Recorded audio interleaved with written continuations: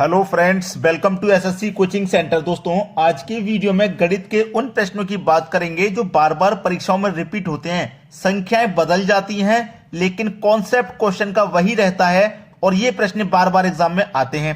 तो पूरा वीडियो देखिएगा। चलिए स्टार्ट करते हैं। पहला सवाल है, यदि किसी वस्तु को 5% हानि की अपेक्षा 15% लाभ पर बेचा जाता है तो विक्रेता को 400 रुपये अधिक मिलते हैं।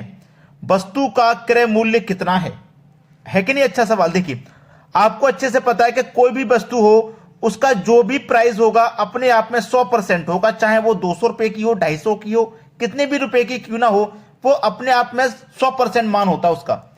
अब 100% वाली चीज को आप क्या कर रहे हैं, पहले उसने बोला था 5% की हानि। अब देखा 100 की चीज को आप 5% की हानि पर बेचेंगे, इसका मतलब कितने बेचेंगे? 95% में बेचेंगे। लेकिन 95% में ना बेच करके आप 15% के लाभ पे बेचोगे। अब 100 की चीज को आप 15% के लाभ पर बेचोगे तो 100 की चीज को 15 के लाभ पे बेचोगे, मतलब 115 में बेचोगे। आप कितने बेचोगे?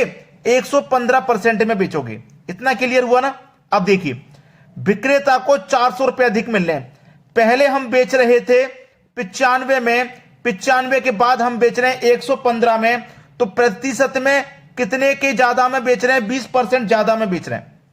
भाई पहले 5% की हानि पर यानी कि 95 में बेच रहे थे, फिर हम क्या कर रहे हैं? 15% लाभ यानी कि 115 में बेच रहे हैं। तो हम प्रतिशत में 95 से 115 में बेच रहे हैं, 20% ज्यादा में बेच रहे हैं ना। और रुपए में कितने में ज्यादा बेच रहे हैं? 400 में ज्यादा बेच रहे हैं।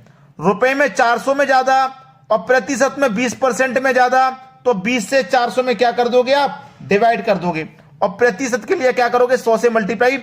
अब आपको क्या चाहिए? क्रय मूल्य। क्रय मूल्य का मान क्या होता है? 100% होता है कि नहीं? तो 100% का मान निकालने के लिए 100 से आप मल्टीप्लाई कर दोगे। 0 से कट गया 0, 2 से कट जाएगा 40 20 बार में, और 20 का मल्टीप्लाई आप कर दोगे 100 से, तो ये हो जाएगा आपका 2000। ठीक है, तो क्रय मूल्य कितना है? 2000 रुपया है। ये आपके प्रश्न का बिल्कुल सही जवाब, पहला ऑप्शन प्रश्न का बिल्कुल सही आंसर। क्लियर हो गया? चलिए अब देखते हैं अगला सवाल।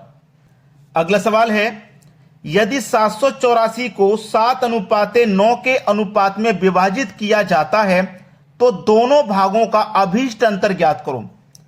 7:9, मान लीजिए दो संख्या आपके पास A और B, दोनों का अंतर कितना है? 7:9। यही तो है 7 और 9, मैंने लिख लिया। बोला है 7:9 के अनुपात में है, विभाजित किया जाता है, दोनों भागों का अभीष्ट अंतर ज्ञात करो। देखिए, हमारे पास दोनों का अगर मैं योग मालूम करूंगा तो 784 है। भाई दोनों का मेरे पास योग 784 है कि नहीं? जब मेरे पास योग है तो मैं अनुपात का भी योग करूंगा। 7 और 9 कितना हो जाएगा? 16। इस योग में अनुपात के योग से डिवाइड कर दो। ठीक है, 16 से कटाऊंगा, 16 चौके 64, 4 बचेगा। 16 चौके 64, 78 में से 64 कट गया तो कितना बता? 6 और 8, 6 और 8 कितना हो गया भाई? 14। 14 में 4 जोड़ दूंगा, 144। ठीक है, और 16 में 144 कट जाएगा, यानी कि 49 बार में ये पूरा कट गया। 49 बार में क्या कर गया? पूरा कट गया है 49 बार में। उसने बोला है कि दोनों भागों का अभीष्ट अंतर ज्ञात करो। अंतर ज्ञात करना दोनों का, तो अनुपात में अंतर कर लू मैं पहले।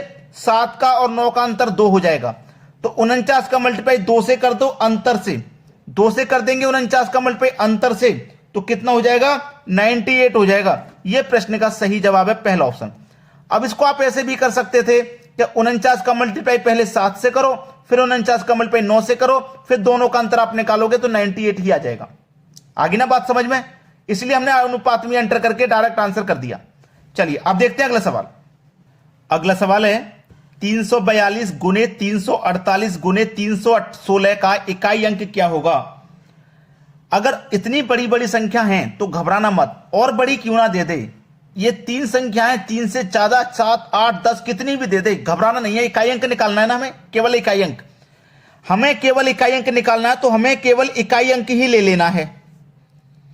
342 का इकाई अंक ले लो 2, 348 का इकाई अंक ले लो 8, 316 का इकाई अंक ले लो 6। जब हमें इकाई अंक लेना है ना, तो जो मल्टीप्लाई करना है इकाई अंक का इकाई अंक से ही करना है, और पूरे में मल्टीप्लाई मत करो, इतना चक्कर में मत पड़ो। ठीक है, चलो 2 का मल्टीप्लाई में 8 से करूंगा 16 हो जाएगा। अब 16 में इकाई अंक मेरा क्या है, 6 है, तो केवल 6 का मल्टीप्लाई कर दो 6 से, 6 छिंग 36 हो जाएगा। अब 36 में इकाई अंक क्या है, 6। प्रश्न का सही जवाब 6, डी ऑप्शन बिल्कुल सही आंसर है आपका। अब देखेंगे अगला सवाल। अगला सवाल है, विवेक से अनिल जितना छोटा है उतना ही तरुण से बड़ा है। यदि विवेक और तरुण की आयु का योग 48 वर्ष हो तो अनिल की आयु है। ऐसा प्रश्न अगर कभी भी आए तो घबराना नहीं है, तरीके से सॉल्व करना है। विवेक से अनिल जितना छोटा है, विवेक से अनिल छोटा है ना, अनिल को नीचे रखो। विवेक से अनिल जितना छोटा है उतना ही तरुण से बड़ा है, उतना ही तरुण से बड़ा है। यानी कि जो अनिल है ना, ये विवेक से जितना छोटा है उतना ही तरुण से बड़ा है। मान लो विवेक से ये 2 वर्ष छोटा है तो 2 वर्ष ही तरुण से बड़ा है, तो ये क्या है, आपस में बराबर। ठीक है, बराबर। तो पूछा क्या है, यदि विवेक और तरुण की आयु का योग 48 वर्ष हो तो अनिल की आयु क्या है। इसको करने का तरीका पहले समझ लीजिए। विवेक से अनिल छोटा है ना, विवेक से छोटा है अनिल, तो माइनस कर दो अनिल को, बराबर। ठीक है, और अनिल से छोटा है तरुण, तो अनिल में से माइनस कर दो तरुण को। इतना क्लियर हो गया ना, कोई दिक्कत नहीं यहां तक। अब देखिएगा होगा क्या, ये क्या है विवेक, ये टी है ना माइनस का, इधर आके प्लस का टी हो जाएगा, प्लस का टी बराबर। ये माइनस का ए इधर आकर प्लस का ए, एक ए पहले से, एक और ए इधर से प्लस का हो जाएगा, तो ये 2a हो जाएगा। ठीक है, ये विवेक हो गया तरुण, और दोनों का योग, विवेक और तरुण की आयु का योग 48 है, यानी कि दोनों का योग हमारे पास 48 है, बराबर 2a। अनिल की आयु पूछ रहा है क्या है, अब मल्टीप्लाई में है ना ये, तो 2 से इसे कटा लो, 24 बार में कट जाएगा, यानी कि अनिल की जो आयु है वो 24 बरस हो जाएगी। डी ऑप्शन प्रश्न का सही जवाब। इस तरीके के प्रश्नों को अगर आप करना नहीं जानते हैं तो आज उम्मीद करता हूं कि अच्छे से आप सीख चुके हैं। चलिए आप देखते हैं अगला सवाल। अगला सवाल है, राहुल ने 5,000 रुपए के निवेश से एक व्यापार आरंभ किया।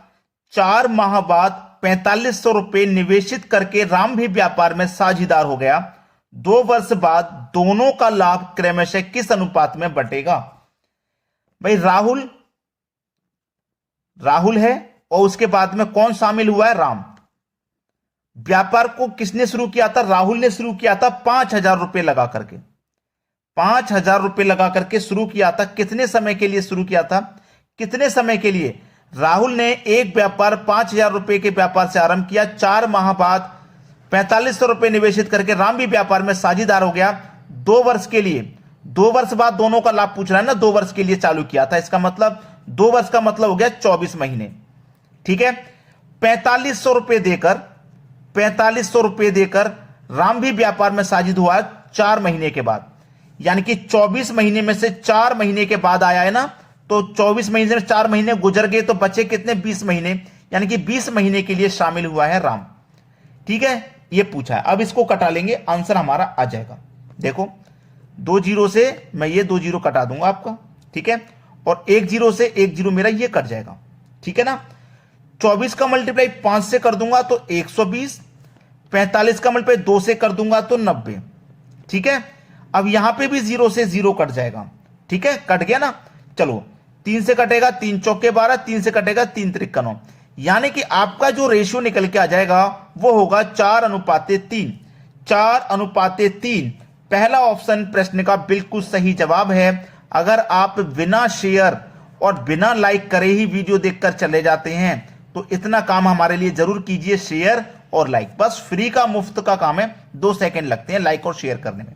ठीक है दोस्तों, वीडियो कैसा लगा कमेंट करके जरूर बताइएगा। वीडियो देखने के लिए बहुत बहुत धन्यवाद।